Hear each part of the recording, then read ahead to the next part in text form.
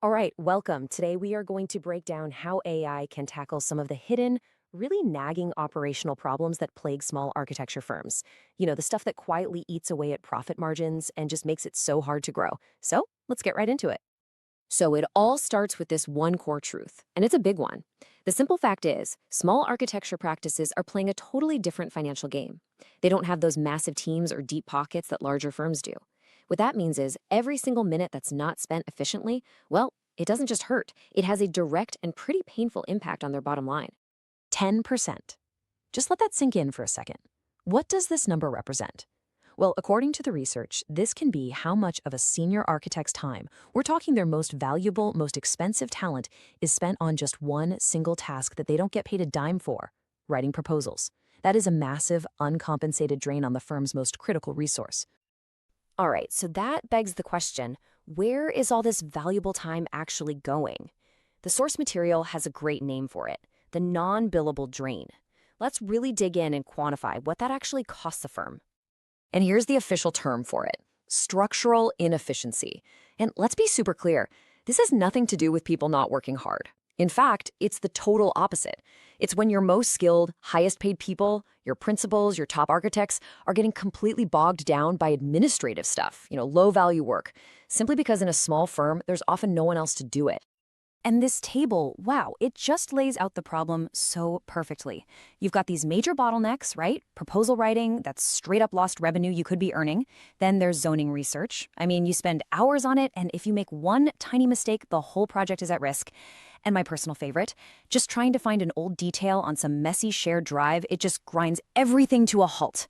Every single one of these is like a slow leak in a boat, and pretty soon you're taking on water. Okay, so how do you plug all those leaks? This is where AI comes into the picture, but not just as a simple tool. The source material calls it something much more powerful, a utilization multiplier. And this is the absolute key takeaway. The real value of AI here isn't just about doing things faster. That's part of it, sure. But the big idea is that it's a utilization multiplier. It fundamentally shifts what your architects are spending their precious time on. It takes all that non-billable, administrative grind and transforms it into more time, more capacity for the stuff that actually matters, the billable, creative, and high-value work. And this comparison just makes it crystal clear. Look at the old model on the left. Does that look familiar? Your best people, your most expensive talent, are just stuck in the weeds, drowning in admin.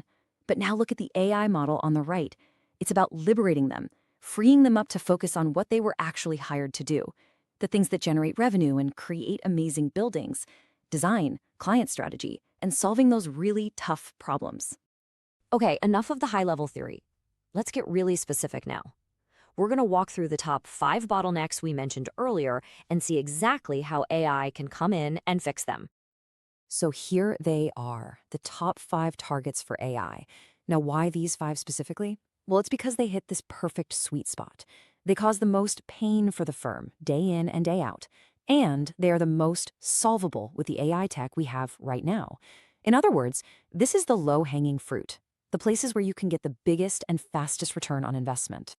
Let's just zoom in on one of these, zoning research. I mean, anyone who's done this knows the pain.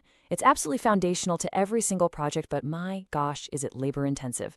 You're talking about hours and hours of a senior-level person, again, your expensive talent, hunched over, reading dense, mind-numbing legal codes, trying to cross-reference maps, all while knowing that one tiny mistake, one miscalculation, could put the entire project in jeopardy. It's high-stakes, tedious work.